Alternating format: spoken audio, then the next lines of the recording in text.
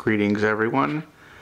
I wanted to do an update to the train layout, more of a video tour, since really hasn't been a good video in a long time. So we're going to just give an overall tour of the railroad, show you the industries. A lot of things have been upgraded and changed since the last time, which was probably a good couple of years ago.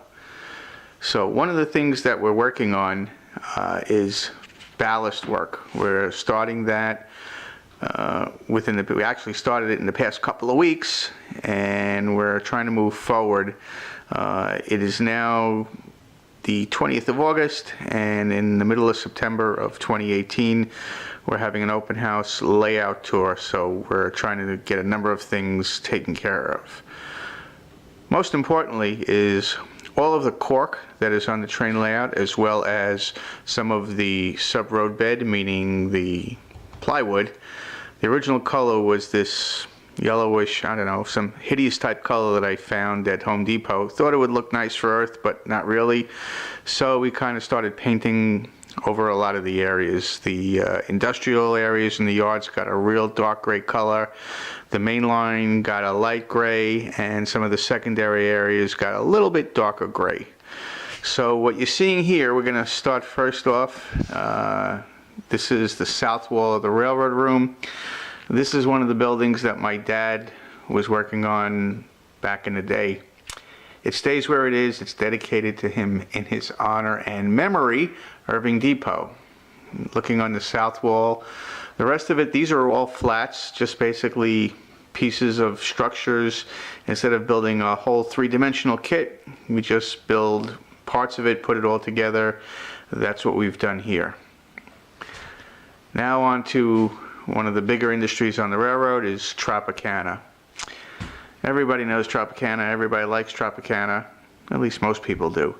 But you can see the cork has now been painted to a dark gray, and eventually down the road will ballast in between the tracks here. As you can see, some of the cork is still shown, but that's okay. It's my railroad. If anybody doesn't like it, I will be more than happy to point them to the exit. So that being said, we'll move on. Again, the building hasn't really changed. This is the power plant. Originally I was going to build a structure here, but changed it to a very interesting building. These are made by Menards. There's three different types on the layout, and they all light up. I will work on lighting them up later for you.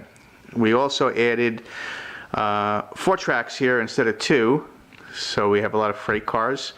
A lot of them for the coal cars and some of the box cars, and some covered hoppers were built and painted by a friend of mine down in Georgia, John. His railroad is Empire Belt, and we're going to point it out. So he labeled those for his railroad, and he also did some of the coal cars and box cars for my railroad, Atlantic Pacific Railroad. Please do not confuse it with the Atlantic Pacific Tea Company, or A&P, as some of us Long Islanders and New Yorkers know it, because the A&P went out of business. This railroad's not going out of business. Next up, Cargill, the other major industry on the railroad. And you can see it has hopper cars and corn syrup tank cars. Yes, we have a lot of corn syrup tank cars, as well as a lot of Tropicana reefers. So we'll just move on. This is a passenger station called Baskerville Junction. It's in honor and memory of my wife's father. He was a big Sherlock Holmes follower.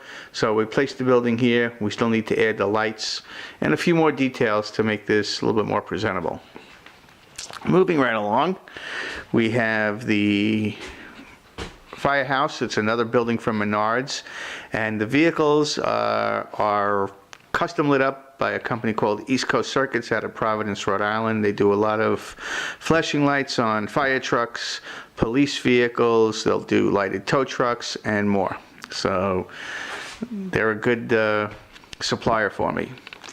Now what you're seeing is the freight yard. We call this Rock Ridge Freight Yard. you'll see a number of things on the railroad have names that may sound funny, but they all have meaning to everybody in the family and friends. If you want to know where the name Rockridge Freight Yard comes from, go look up Blazing Saddles to see where the railroad was going to run. Then you'll have your answer. So you can see a lot of flats in here too, all buildings that I just added to the railroad. They're just basically to take up some space along the back wall, which is pretty empty. It's actually a divider that divides both sides. Now what you're seeing here are some of the engines, and again, this is my private railroad, Atlantic Pacific Railroad. Most of these have been painted by a guy up in Massachusetts. He does some great work. This is just a few of the engines around here. More engines on the railroad. That's the third lighted building from Menards, Morton Salt. So I have the power plant, the Firehouse, and Morton Salt. They're pretty neat. Next area that you see is another passenger station here, along with a diner, which my dad had built, so that stays on the railroad.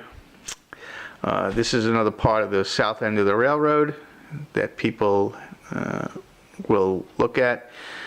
This has meaning. Allen's Auto Sales is in honor of my brother, who every few years likes to get another car. Trade one in, get another one. Oh well, that's what he likes to do. This corner here is another industry. This is Ideal Auto Parts. It's about 90% finished. There's one section that has to be put in there. The flat on this side I built. This flat was built just last week by a friend of mine who's in my model railroad train group. He's very creative. His name is George, and he did the loading docks, the loading doors, everything. It came out absolutely fantastic. I just added the model tractors, trailers, and truck that you see in there. Next up, we've got the auto rack yard. These are the racks that load and unload the cars off the auto rack trains. As you can see, we've got a lot of them. We've got 3 tracks here. We continue even more. We've got a couple of other buildings here. That's Freihofer Bakery, and that's Markel paper, even though it's not signed. That one's going to be tweaked a little bit for further use. In the corner is Mike's Lumber Yard. We named it after the contractor who helped build this room that houses my railroad. Up on top is the radio station WBOB. My brother-in-law is a radio announcer, so we named that for him as well. The tracks above there, that's the subway line, which will one day get finished. It does run. It runs back and forth to the middle of the room, and will eventually go back running again. This building here is another nice little industry. This is called C&P Restaurant Supply. The colors, if you've looked, if it looks interesting, the colors were designed off of a building in Manhattan that is owned by DHL. I like the colors. C&P Restaurant Supply stands for Choke and Puke. Neil does not like diners, but we go to them twice a month because that's where we get together for our train groups. More little details. We've got another yard tower here. This is what we call an interlocking tower. This is West Herald. My friend John in New Jersey here, who has been a great help and mentor to my railroad, helped me do a lot of organizing of all the track work that you see here. There's lots of switches. Everybody calls this more of an urban railroad because of so many tracks, even though there's only 2 mainline tracks and 2 helix tracks. These 2 tracks here are the mainline tracks. These 2 tracks here are the tracks that go to and from the lower level, the helix, and into the freight yard and the other industries that you saw earlier. These 2 tracks here are a repeat of the mainline tracks. It basically goes around the whole railroad, more like what they call a dog bone. In the corner over there, that is Shapeless Steel, another nice building that I built. And it has coil cars in there, flat cars, gondola cars, and more. On this side here is another flat structure, Three Amigos warehouse. Just handles some freight cars. Over here is going to be a tank facility. It is still in the process of being built, but it's going to pretty much stay right here. And as we swing around, of course, everybody knows the Helix. The Helix was designed to bring trains from the lower level, upper level, and back, and also has 2 tracks that go around the top of the railroad, so we can have continuous running of trains. Over here is my Amtrak station. I took 2 kits and made it into one large area. It's got buses, trucks, cars, and a whole lot more. Here are the platform tracks for it, and like real railroads, there are stairs that go from the upper level of the station to the lower level.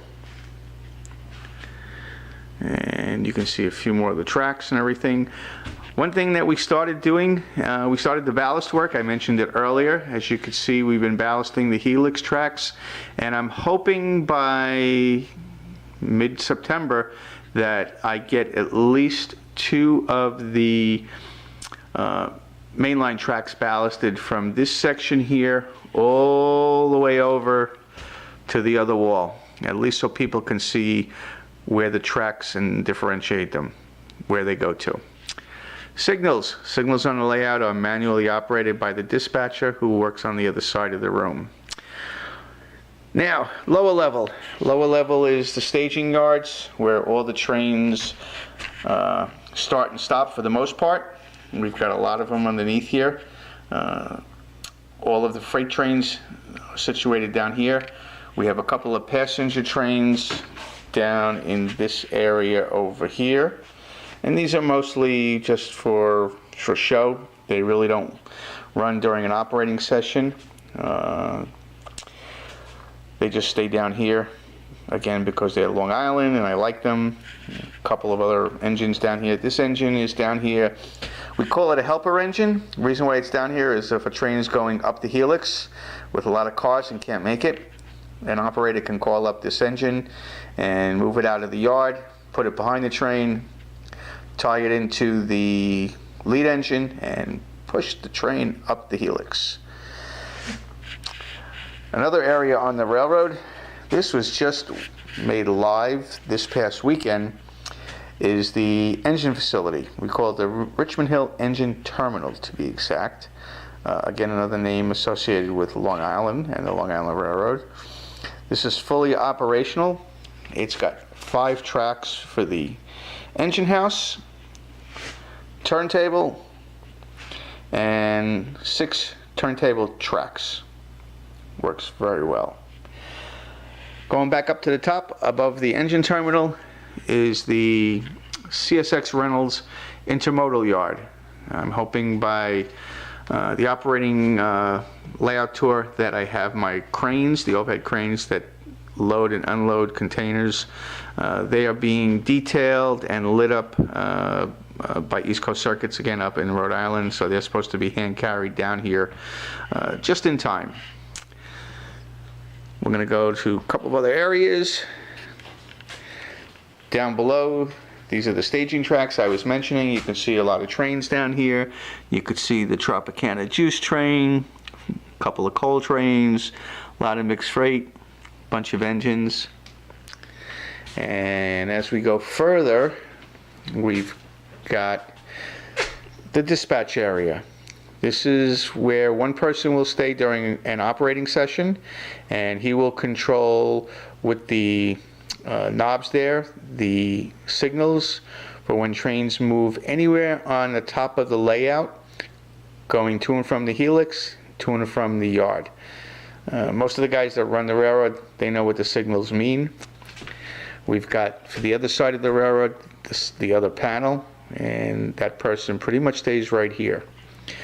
What you see here is a little monitor, and basically what this does, it gives the dispatcher the opportunity to see what trains are going to and from staging, what he can call up, where it's got to go, and he will be able to make sure that no trains run into each other. You can see there's more tracks down below here. We've got some stub terminal tracks on each side here. We've got a staging track down below and the other loop track that basically takes trains to and from staging and to the upper level or down from the lower level. Let's go back and say that it goes to the upper level and comes back down to the lower level. That sounded better. So that's pretty much it. Again, we've got the yard here, and one other thing I'll mention about the yard: when we have an operating session, as long as there are minimum of 5 guys, we will have a yard master over here, and he will control Rockridge Freight Yard. These guys that have been here before, they know how to operate the yard. They're very good at it, and it's always a fun time when we have an operating session here. It's actually a fun time when we have it at anybody's house, because it's all about having a good time, getting together, running somebody's trains. As they say, we like to wreck somebody's railroad, but it never happens. It's all in good fun. Well, that's it for now.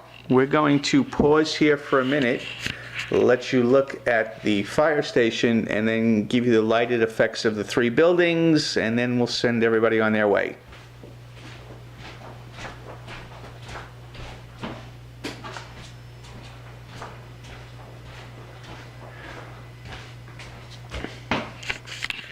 So as you can see, the lighted firehouse with the emergency vehicles lit up. We're going to zoom in on the end of Morton Salt. It's a pretty neat building. Sorry for the little shakiness there, but if everybody remembers back in the day, Morton Salt, when it rains it pours. Well, now you know why.